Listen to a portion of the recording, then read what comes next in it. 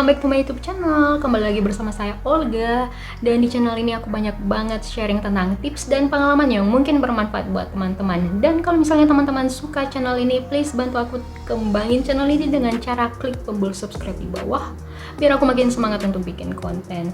Dan buat teman-teman yang sudah subscribe, terima kasih banyak karena kalian sudah ikut mendukung channel ini.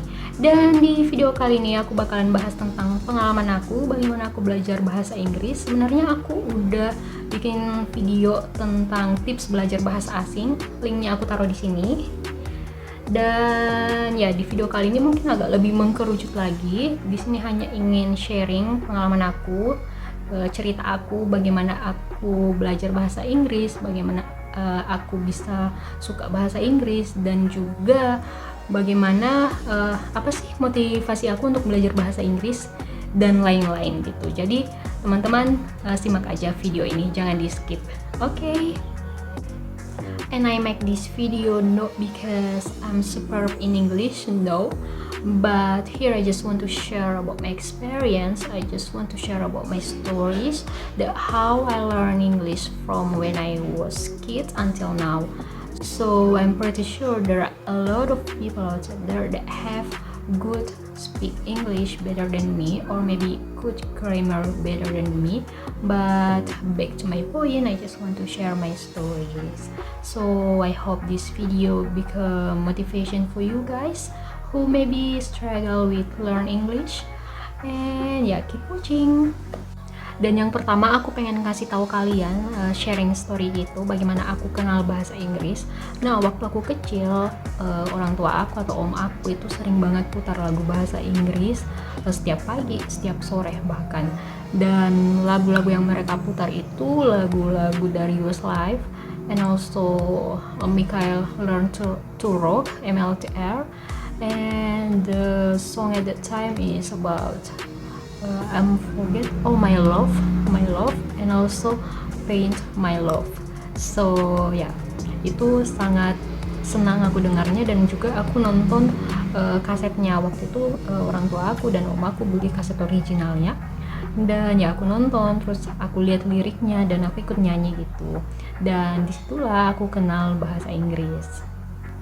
And next, waktu aku sekolah, aku sempat sekolah di salah satu SD swasta yang ada di Makassar, dan kebetulan kelas 3 atau kelas 4 gitu kita itu udah mulai belajar bahasa Inggris.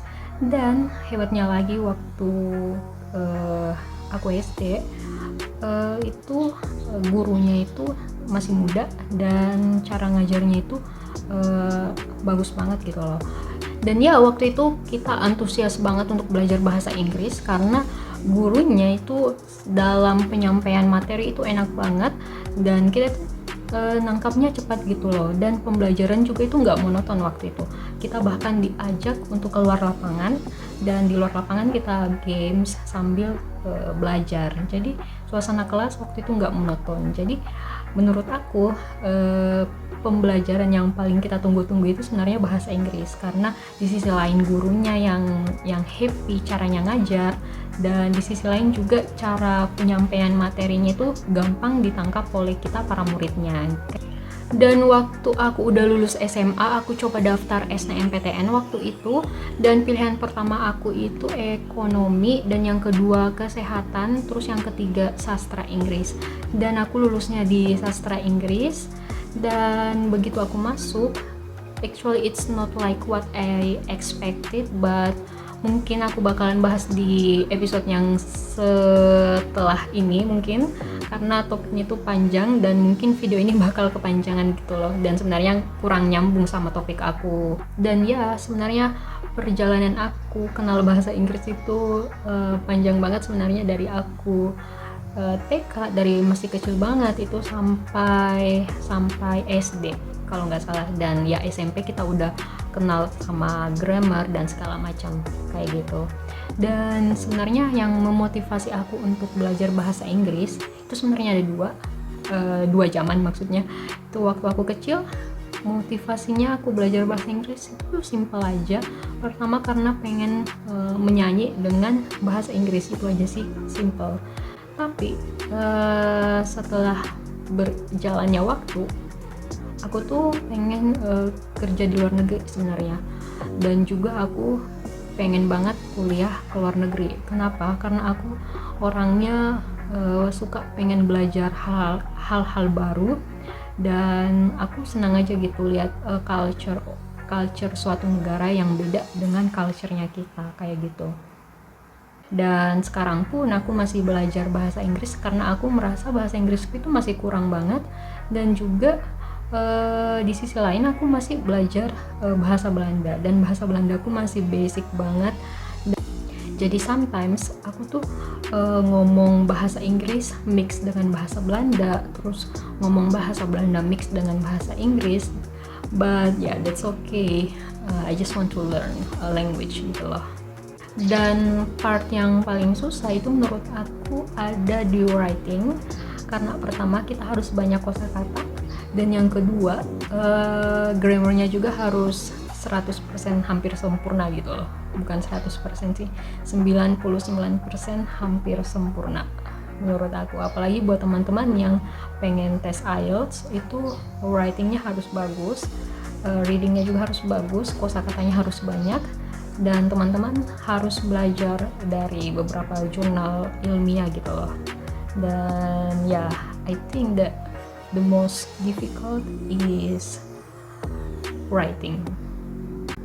Dan dalam beberapa part dalam bahasa Inggris seperti listening, speaking, writing, reading, itu part yang paling aku suka sebenarnya listening, karena pertama itu aku suka dengar lagu bahasa Inggris, dan yang kedua aku senang aja dengar orang bicara bahasa Inggris gitu loh, apalagi dengan aksen-aksen tertentu, misalnya aksen British gitu loh, itu enak banget didengarnya. Cuma kalau aku pakai aksen British itu susah menurut aku, dan ya I just comfortable with British accent. No, I just comfortable with American accent gitu loh. Terus kendala-kendala apa aja yang aku hadapin selama aku belajar bahasa Inggris? Yang pertama itu di sekitar aku nggak ada orang yang pengen aku temanin bicara bahasa Inggris gitu loh. Dan kadang ada beberapa orang yang bilang, lah anak ini sok Inggris lah anak ini mau dibilang katanya. Tapi kembali lagi ke pribadi aku emang pure ingin belajar bahasa Inggris. Itu sih yang kendala pertama, nggak ada orang-orang atau teman-teman yang pengen bicara bahasa Inggris dengan aku.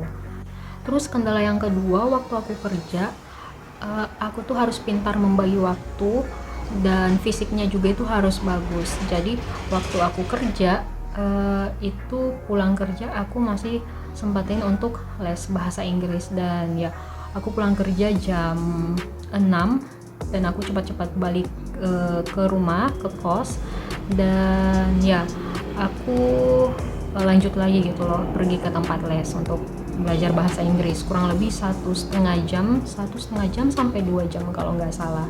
Itu sih kendalanya waktu itu, ada di waktu, dan syukurnya aku masih bisa ngehandle waktu aku antara kerja dan juga les. Dan next kendala aku waktu itu mungkin juga ada di biaya, otomatis karena kita udah korbanin rupiah, dan ya ada something else yang nggak bisa kita milikin, mungkin kayak hangout bareng teman, dan juga pengen beli barang-barang tertentu misalnya. Dan aku waktu itu lebih pilih mending aku belajar bahasa Inggris saja, ambil les saja, daripada aku beli barang-barang tertentu yang mungkin sifatnya hanya sementara. Tapi kalau untuk belajar itu kan sifatnya jauh gitu loh, sifatnya untuk jangka panjang. Jadi buat teman-teman yang bingung,